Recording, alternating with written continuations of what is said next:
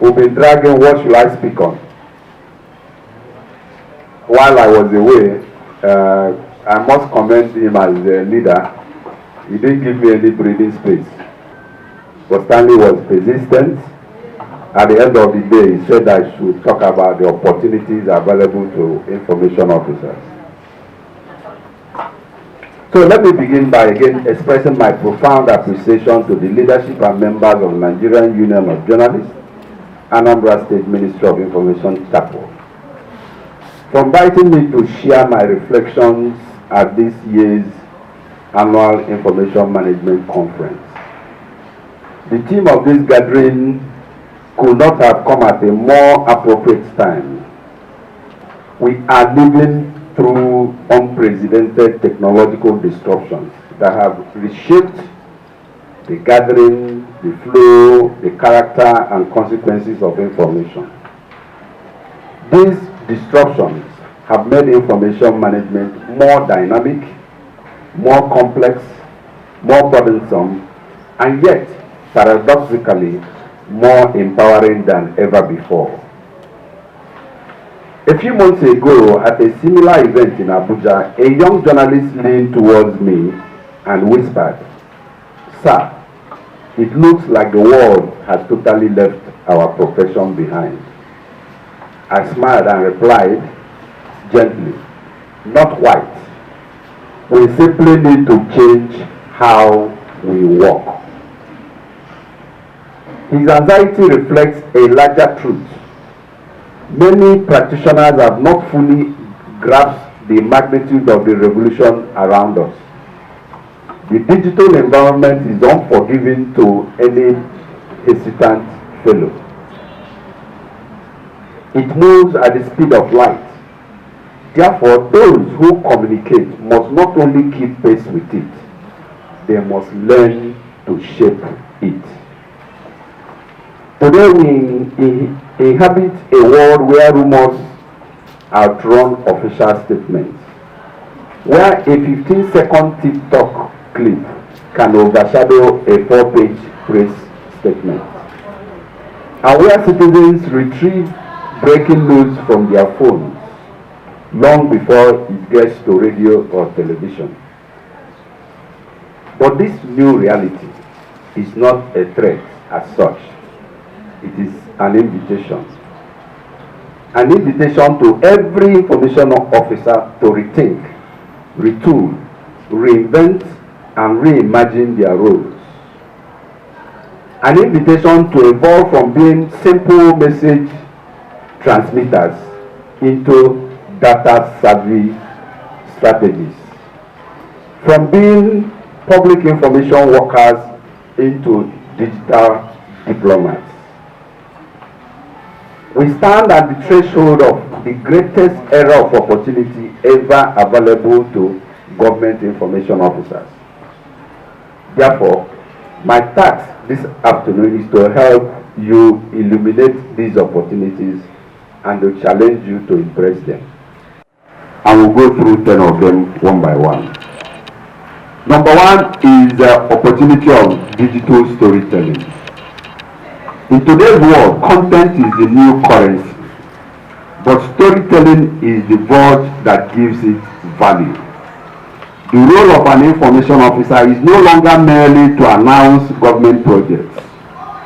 It is to craft compelling human-centered stories that explain why politics or policies matter. Example. If you look around Anambra today, a number of projects have been executed by government. It will be better, for instance, to show how a new borehole changed Madam Neka's business rather than saying that government commissioned a borehole at so place. Because nobody is interested that government is commissioned a borehole. Rather, you tell the story of that commission of the borehole from the point of view of somebody who has experienced lack of water before that borehole, or who has experienced some medical challenges because there is no water in that environment.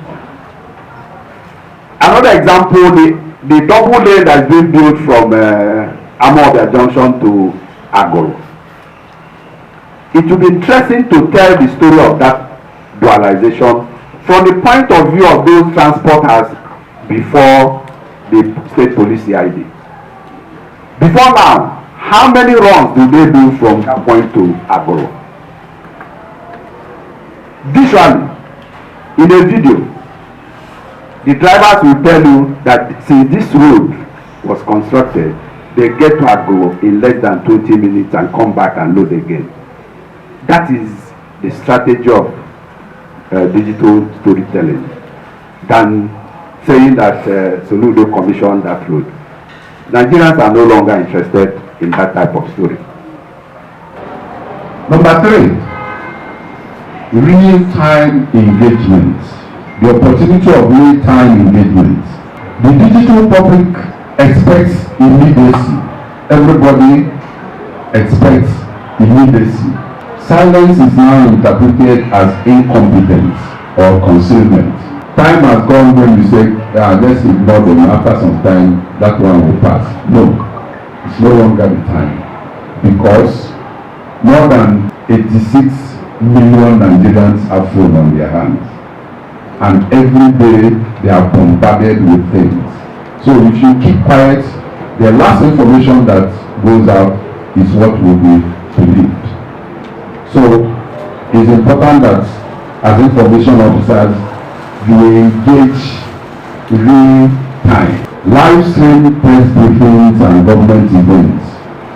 You run real time question and answer sessions with citizens. Deploy rapid WhatsApp or Telegram information channel. Using social listening tools to detect, verify and debunk rumors immediately. Number 4, the opportunity of personal branding for public trust.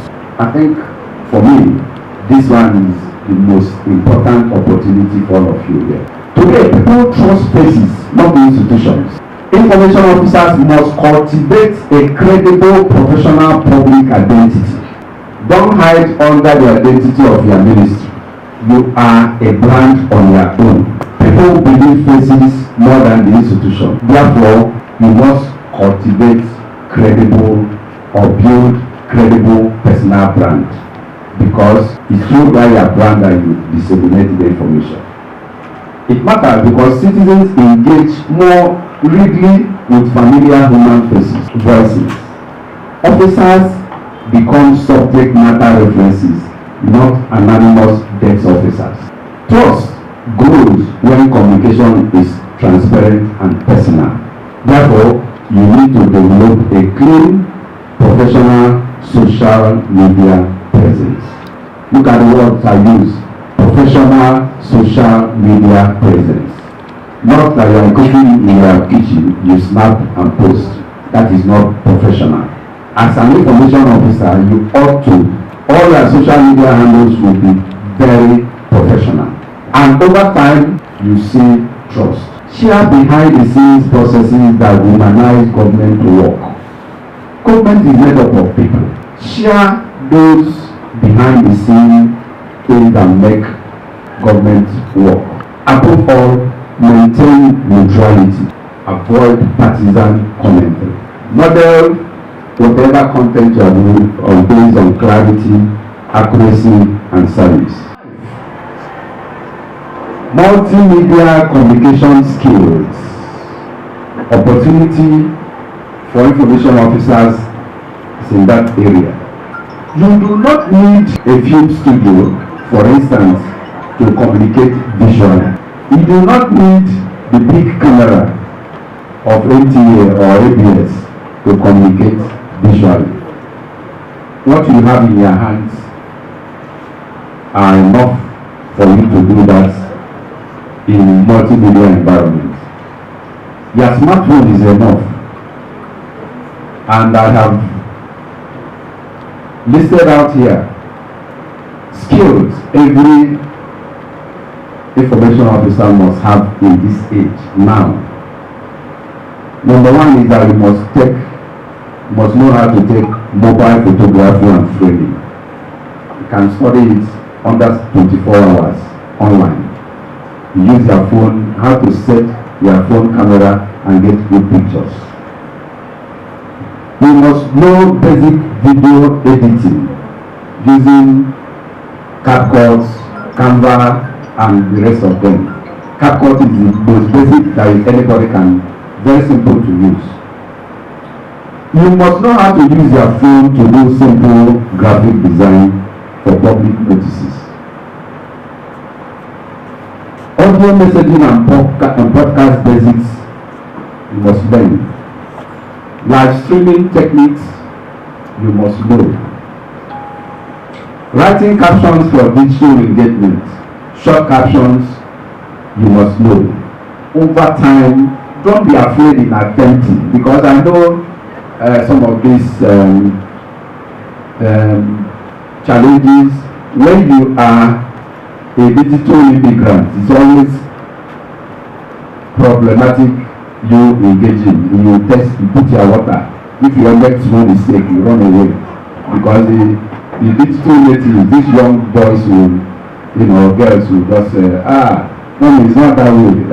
You go. Use AI tools. AI tools are everywhere. For big. Once you use AI tools responsibly, it helps you to navigate a lot of things. There are a number of apps now. The current one, what is it called? Genora. Gemini Pro. Gemini Pro is gone. Genora has combined all Gemini, ChatGPT, and the rest of them. Genora is the latest in that. So every day you need to keep up with what's going on. And some of the editing apps must be on their phone. Instead of buying for women one hair for $1 million, buy these apps, $100 or $50 on your phone. Apps like Grammarly, Letterly, there are many of them, Perplexity, but the popular ones are Perplexity and Grammarly. Always have minimum of 2 on your phone. It gives you a better word for what you have used, and edit spellings for you. Instead of you embarrassing yourself, treat AI as a colleague, not a threat. Artificial intelligence is not here to replace you. It is here to amplify you. Don't be afraid of it. Embrace it. Befriend it. Use it for good. Number 7, an opportunity in community-led communication, which I touched earlier. Digital communication is global, but influence is hyper-local. There are opportunities when you build community WhatsApp clusters, like I mentioned before. There are all kinds of WhatsApp groups now, old boys, associations, community, all kinds of WhatsApp groups. You can run your information around these community clusters. You can also run micro campaigns in local languages within these community WhatsApp groups. You can collaborate with world-level storytellers and influencers to get government messages and policies across. Use bottom-up communication from people to people, not only states to people. From people to people, because of the suspicion globally about government. It's not only in Anambra State. Everywhere in the world, people don't trust government. But they trust people in government. So use people to people communication instead of states to people. Number 8, crisis communication. There's an opportunity there. Every ministry or government will face a crisis, whether you like it or not. One day you will face a crisis. It's either floods, light outages, rumors, insecurity, accidents, policy misinterpretations, name it. there will always be one crisis or the other. Digital tools allow officers to respond faster and more consistently. But there are three rules of digital crisis response. You must respond quickly. Silence, like we said before, fuels panic. You must speak with one voice. If you are the information officer of Ministry of Land and somebody has gone on to Facebook to say there is a land racket in the ministry, you don't allow that person to last 48 hours. No. You must challenge it immediately by either presenting all the facts or telling the person to provide, information to you that will help him to solve the problem. And once you build confidence, he will give you all the information if he is truly genuine. If not, that he wants to cause mischief, you call it at that point. You must use multiple channels: radio, TV, WhatsApp, X, and the rest of them. I must at this point say something about my friend Chief Chuka Nabife Tinobu. I am in one WhatsApp group with him during the security challenges we had in the state. It looks as if every day somebody will say, there is this, they killed this number of people in Aroma. Before we could digest that, there's another one in Ukumasike. But Chuka, I want to ask him, Chuka, you don't have any other thing doing than responding to every item on Anambra Fest and defends and provides further information very well. Unfortunately, some of these things are not well appreciated. Number 9, just be patient, just last one. Digital archiving and record preservation is very important. A government without records loses public memory. Digital archiving solves that. You can build searchable online repositories. You can digitize old photographs. Ministry of Information, for instance, the last time I tried to do that, our library, all the photographs of government, I discovered that they are all with individuals, not deposited with the ministry. So there is need to do that. You can use cloud system these days to secure storage, even at your own personal level. You must subscribe to cloud. These days, most of the challenges we have in subscribing to these apps have been solved by the banking system. Now you can subscribe it in Naira. My cloud that I subscribe, I pay in Naira. So you don't have issue of foreign exchange anymore. You make historical information accessible to journalists and researchers at the same time. Then finally, number 10, public education and digital citizenship. Information officers today are also digital literacy researchers. This includes teaching citizens how to verify news, running anti-fake news campaign, promoting responsible online behavior. I hope you know, if somebody is talking bad about your ministry or government or posting a fake news, there's an app you can use to cross-check what he's saying, whether it's real or fake.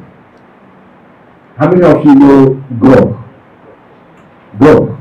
You can use Grok to fact-check some of this online misinformation.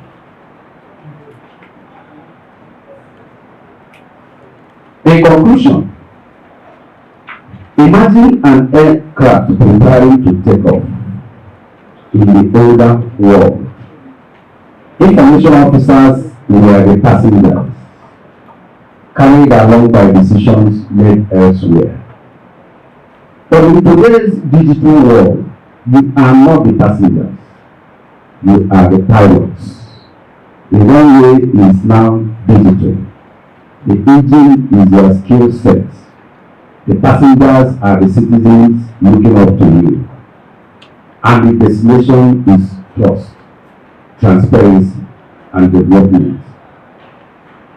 We are today standing at a powerful intersection between technology, policy, and public trust.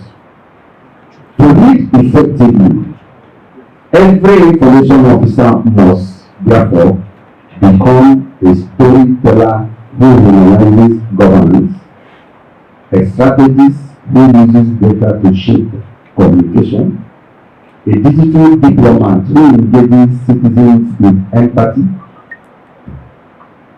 a creator of truth in an age of misinformation, a lifelong learner committed to continuous evolution. The tools are here, the opportunities are vast, the responsibility is enormous, and the moment is now. You become more valuable to yourselves because the skill you acquire, you use it for your ministry and use it for yourselves. Become more valuable to yourselves, your principals, your ministries, and the society when you embrace these opportunities with boldness and creativity. Ladies and gentlemen, the future of public enlightenment is digital, and the future is you. Thank you.